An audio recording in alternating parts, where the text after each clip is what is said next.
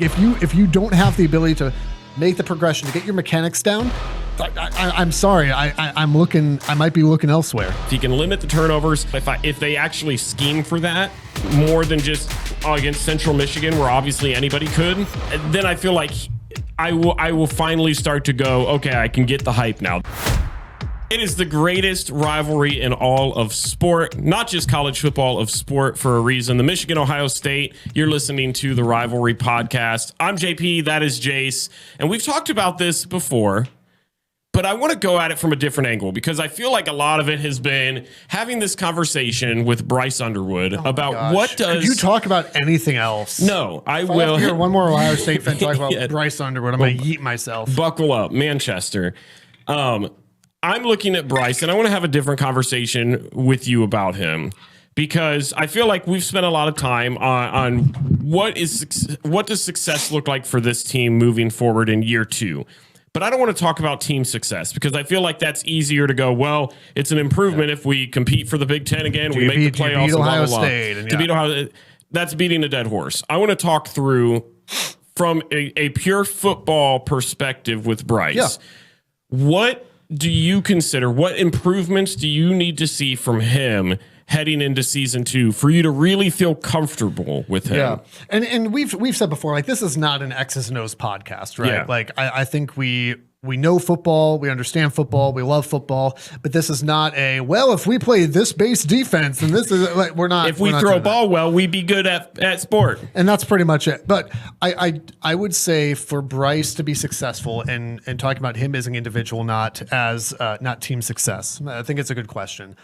The number one thing that comes to mind for me would be I'd like to see just mechanics is the easy answer, right? I mean, this has been well documented that the footwork isn't there. Or let me talk about last year. The footwork wasn't there last year.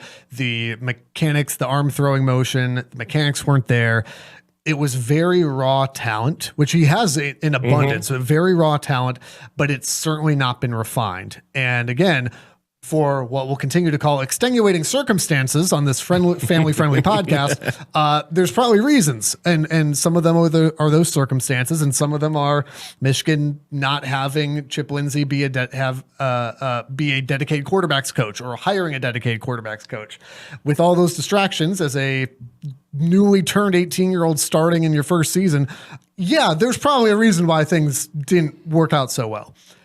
I think this year, having a guy like Coy Detmer working with Bryce, I want to see better footwork, better mechanics. The basics need to be polished. The basics need to be polished. If he can do that, I think a lot of these other things will follow. So the other things would be, decision making. Obviously, he had some issues with turnovers, especially late in the season. The Northwestern game comes to mind for sure. What did he have in that one? 5?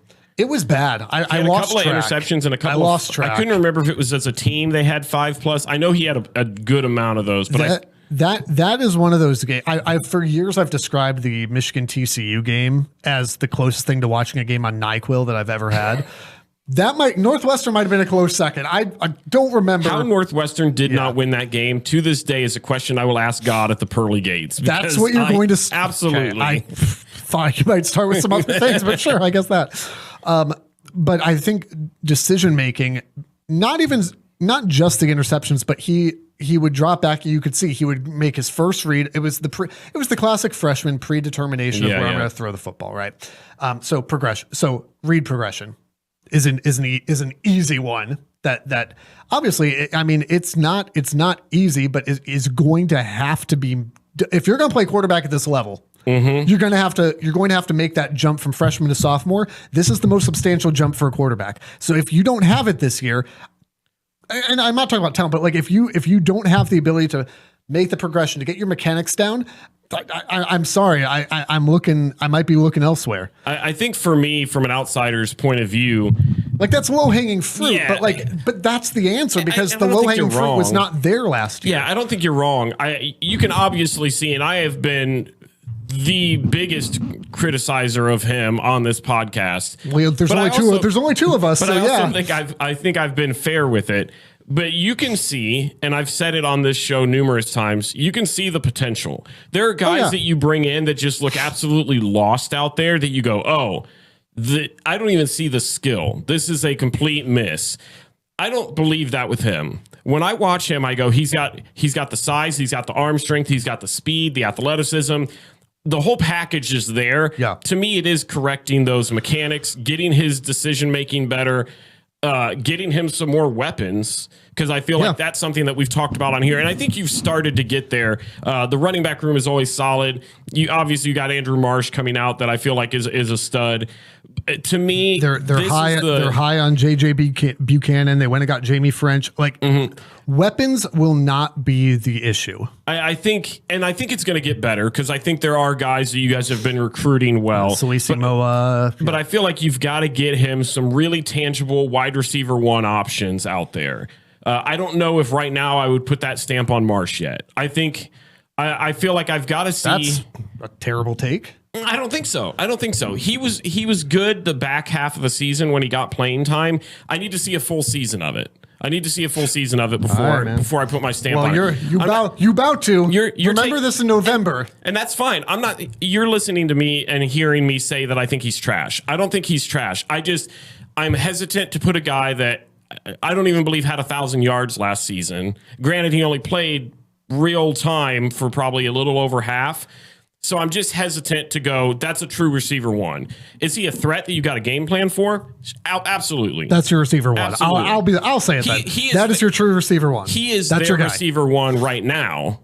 I'm saying I don't think I feel like he would be better as a secondary option. I think the other thing for Bryce, and some of this, there's other factors to this, but his pocket present. Again, a lot of this is just real low hanging fruit, but because it is genuinely making that jump from freshman year where you had this other distraction stuff going on. You didn't get, you can make excuses, but I think it's real too. You had other stuff going on, didn't have a dedicated coach. I don't even think that Michigan intended for him to be the starter. We've talked about this. I think Mikey Keene was probably going to be the starter. And so you kind of get thrust in this situation. Now you've got the full off season. You have to make the jump. So that's why we're talking about mechanics. That's why we're talking about decision-making. The other one I was going to mention is just pocket presence, right? He would get back there and he would get very skittish right away, where either he was exiting clean pockets or, sometimes the pocket was just closing in and he was used to, I think, playing at Belleville, where his athleticism alone was enough to be able to, if he took off, like he's just bigger, better, faster. It's not that way at Division I. No, he's still big, he's still good, he's still fast, but I think that covered a multitude of sins sometimes in high school, and it's not going to work in D1 if that's your crutch that you immediately go to. Now, some of that is also play calling. These coaches that are coming in from Utah and other places are saying, we are going to use his full skill set. This was a big complaint last year. Why Sharon Moore or Chip Lindsey or Biff Poggi or whoever would happen to be calling the plays that particular week. Connor in the stands with his Nokia or whatever. Nokia flip phone, yeah. Why they didn't utilize Bryce's legs? Well, they're afraid he's going to get hurt. They're afraid of that. This coaching staff doesn't seem like they're afraid. They're saying, you have this skill. Let's use it. At some point, you got to take the training wheels off. So pocket presence, ability to use your legs as a weapon, like all these things are coming together. I think the offensive line is going to be stronger this year. That's a huge part of it. So it's all not on Bryce, but these basic things are what I need to see improvement on, because that freshman sophomore jump is so important. And if he doesn't make that jump, I mean, you've got guys either in the portal or we saw in the spring game, or guys sitting on the depth chart right now who would be more than happy to step in and to get their shot at this. I'm confident, to be clear, we talked about this last episode. I'm confident in Bryce's ability to do it. Will it still be growing pains? Yeah, probably. I think so. You've got Oklahoma week 2. You're not going to, if he comes out and looks amazing against Oklahoma, okay. The conversation changes. I will be the first to give him credit. And by that same token, if he looks absolutely atrocious against Oklahoma and it looks like last year's Oklahoma game, I'm very concerned. Yeah. That Oklahoma game is going to be, if he looks, hey, he played He played even good. average. He played good. Yeah. He played good. Then I feel good about that. That Oklahoma game, understandably so, is going to be a huge litmus test, not just for Bryce, but for this entire 2026 Michigan football team. Yeah, I think for me, my expectation for Bryce, in order to feel good about his improvement, I need to see him be like a fringe top 5 QB in the Big Ten. I don't think he needs to be top 5. I think he could fall around like the 6th or 7th. But I need to see him close to that range. I need to see probably to be better than average. Better than average. I'm trying to think. I'd have to run through the list of all the Big Ten quarterbacks, but I need to see him probably be a fringe right on the outlier of being a top 5 in the Big Ten. I need to see the touchdown interception ratio be probably better, probably slightly above 20. Definitely less than 10, and I feel like you feel really confident going in. If you got that stat line, if he was like a 6th best quarterback in the Big Ten for passing yards, his completion percentage was 60%, you had, let's say, 23-7. Yeah. I look at that and I go, that was a really great season for him compared to what we saw last year. I feel good about his improvement. Now I expect a bigger jump from sophomore to junior year. That I feel like with the mixture of the running game that you guys have puts you guys in contention for the Big Ten. If he can play that, if he can limit the turnovers, if he can utilize his feet, that's something that you were just talking about. If they actually scheme for that, more than just against Central Michigan, where obviously anybody could, then so true. Fire up chips. Then I feel like I will finally start to go, okay, I can get the hype now. There's been some real development. I think at the end of the day, I think this is kind of the summary statement. This is kind of more holistically, I think. Last year's team was afraid to let Bryce do much because they were afraid he was going to cost them the game. Mm-hmm. And again, all the things that we just talked about, all the criticisms of Bryce that we just had, I think in this episode, I think you were a little bit harsh during the season, but I think the complaints we've had during this episode, like I think those are all fair criticisms. So there's a sense in which I understand some of the hesitancy, but there were clear and obvious moments last season, and this is kind of my summary here, where the coaching staff was afraid that he would lose them the game, and so they didn't let him go out and just throw the ball. Mm-hmm. I would have been more okay. This is not a unique take. I would have been more okay with the Oklahoma loss had he gone out there and slung the ball around and it just didn't work. Just like he clearly a freshman who's going through growing pains. So you're starting your first road game in Norman. Yeah, that's a tough call. I could have lived with that. What was really hard to stomach was we're afraid to let him do it. Like we're afraid to let him do anything and it's not working.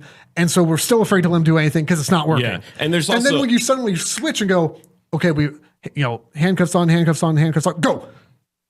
Gee, I wonder why that didn't work. Well, and I wonder too, like there's the other side of that where these are coaches that are around him constantly. Yeah. And so if they are hesitant, and you saw this, I mean, a key game was the Ohio State game where they were hesitant to let him really do much with it. Andrew Marsh did not get a single target, and I am not going to blame Bryce for that. No, but that's what I'm saying. And you guys, I mean, Jordan Marshall played, but then he got hurt a little bit in that game.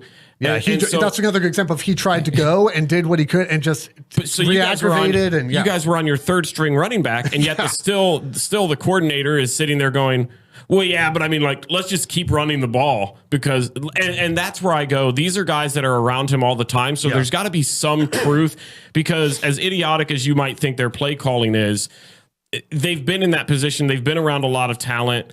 Whether they're good at utilizing it or not, they've been around these guys. There should be some concern that they're not looking at him and going, yeah, we feel comfortable letting him ride this time.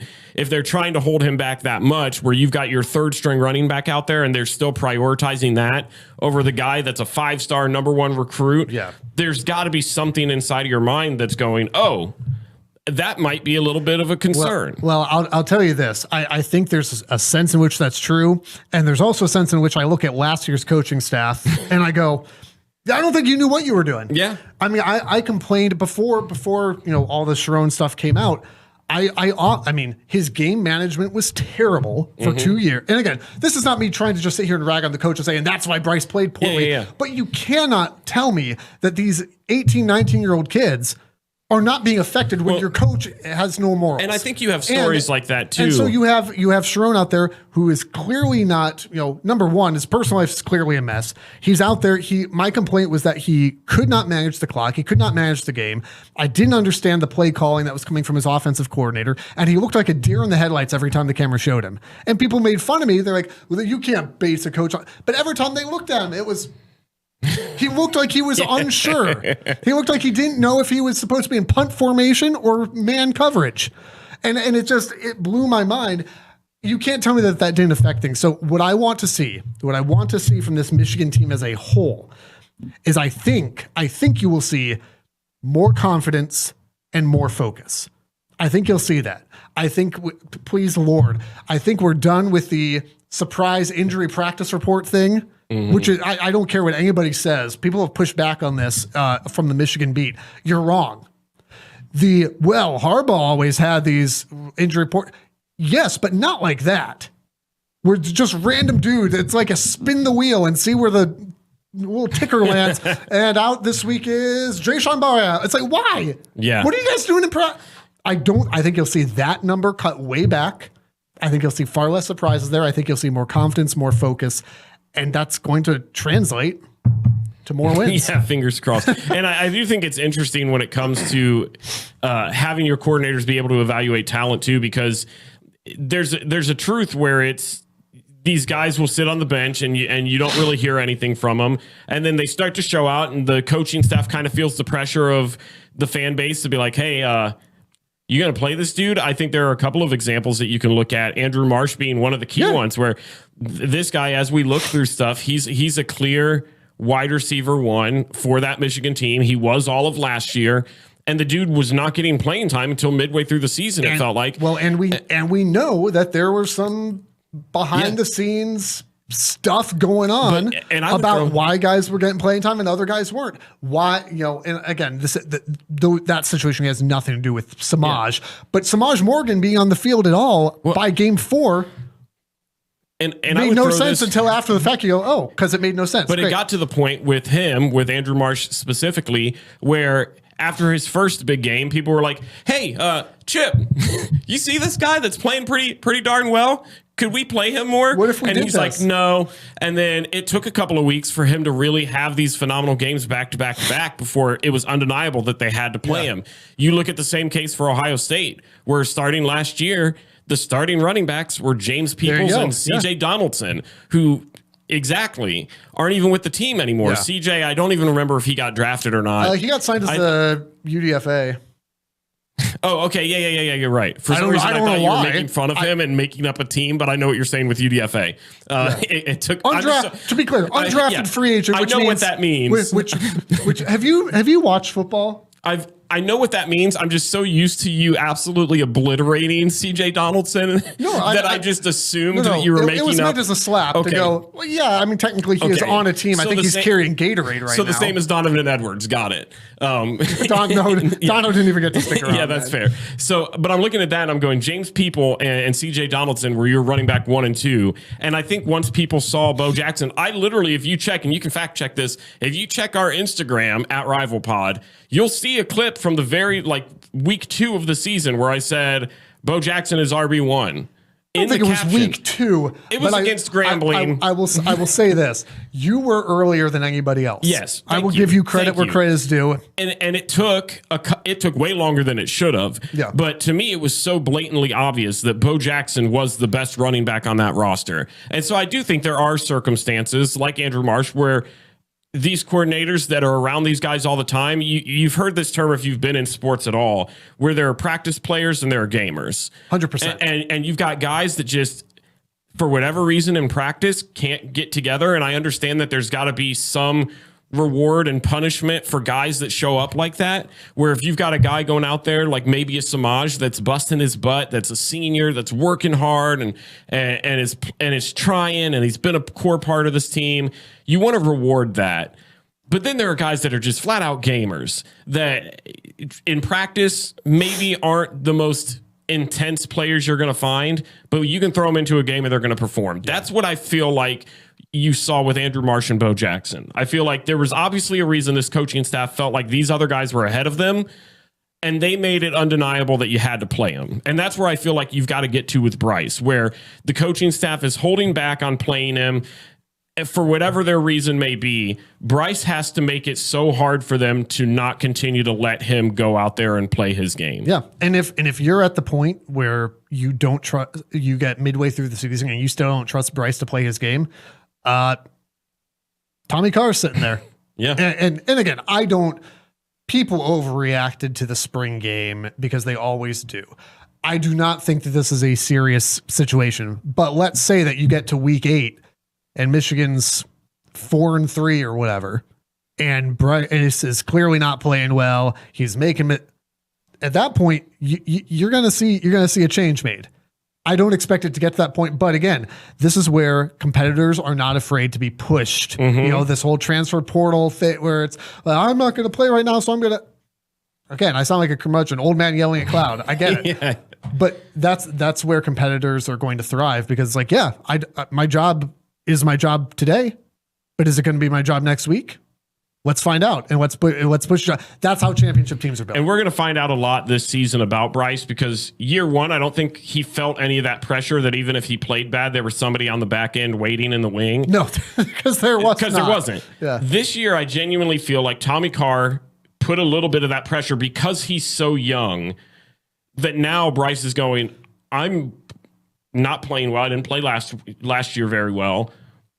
My transfer portal, if I keep it up, isn't going to be what it was. So getting out of here is not a phenomenal option anymore. I don't think we got to worry about that. I genuinely don't. I don't either. But I'm just thinking through his mindset, and I'm starting to go, okay, now I've got a little bit of fire to my back. Now I've got to figure it out. I've got to get it together. And I think you're going to learn what kind of competitor he truly is, because if he comes out and it is a 4-3 start and he is playing maybe slightly better than last year, but still not good enough, and in those big games he's not having great games, that's where I'll be curious what Bryce Underwood we see. By the way, Michigan's not going to go 4-3 to start the season. And if they do, clip it. If they say if they do, I will eat a pile of dirt. I don't know. What do people do on Instagram? Yeah, exactly that. The Rivalry Podcast is part of the Varsity Network from Learfield and the River Podcast Network from River Radio Ministries. New episodes out every Monday. Be sure to subscribe, rate, and review wherever you're listening right now, and follow on social media at RivalPod and RivalPod.com. And if you like what you hear, share with a friend so they can listen too.